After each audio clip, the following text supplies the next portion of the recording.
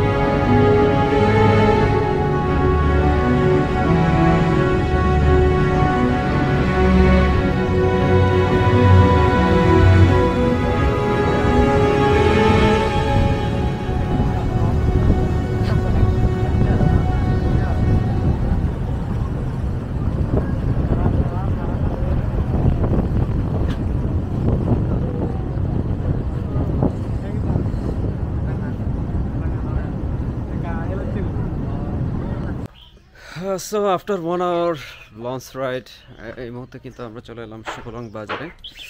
এখান থেকে বোটে করে হচ্ছে যে ঝর্ণাতে যাওয়া যায়, বাট এই মুহূর্তে ঝর্ণাতে যতটুকু শুনলাম যে পানি নেই, সো আমরা ঝর্ণাতে যাচ্ছি না। আমরা হচ্ছে পাহাড়ে ওঠা ট্রাই করব। সামনে আমরা একটা পাহাড় দেখতে পেয়েছি এবং সেখানে যাওয়ার চেষ্টা করব।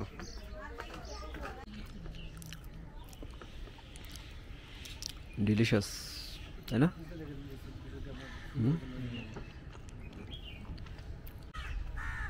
Wow, the place look beautiful. সেনাবাহিনীর একটি তল্লাশি চৌকি দেখা যাচ্ছে এখানে। সো আমরা এটা পার হয়ে চেষ্টা করব পাহাড়ে ওঠার জন্য। Here you go.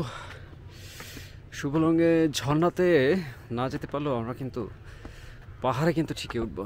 So this looks pretty beautiful.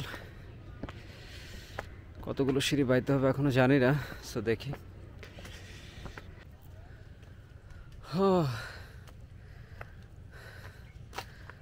Shuvolong BDR camp থেকে এখান থেকে একটা পাহাড় রয়েছে উপরে।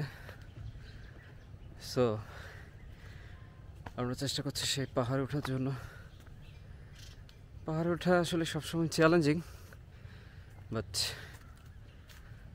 পাহাড়ের চূড়ায় কিন্তু বেশ মনোমুগ্ধকর দৃশ্যগুলো পাওয়া যায়। So we are trying to reach the top of the huge, দেখা যাক কি।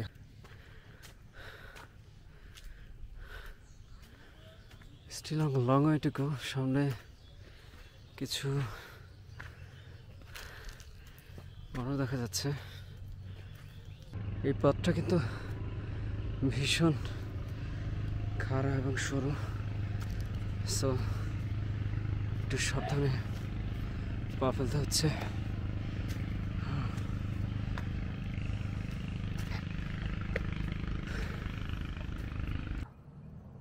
অনেক কষ্টে প্রায় মাইলখানেক রাস্তা হেঁটে পাহাড়ের একটা পয়েন্ট এসে পৌঁছলাম। আর অনেক বাকি আছে উপরে, জানি না কীভাবে উঠবো। সো আমাদেরকে কিন্তু আরও অনেক উপরে যেতে হবে। দেখা যাক সেটা আমরা মেক করতে পারি কিনা। সো ফাইনালি আমরা পাহাড়ের চূড়ায় উঠে পড়লাম। তো এখানে একটি পুলিশের ক্যাম্প আছে ঠিক আমার পিছনেই।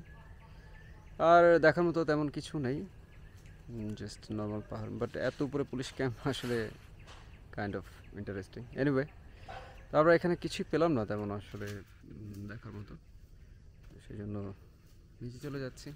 এটা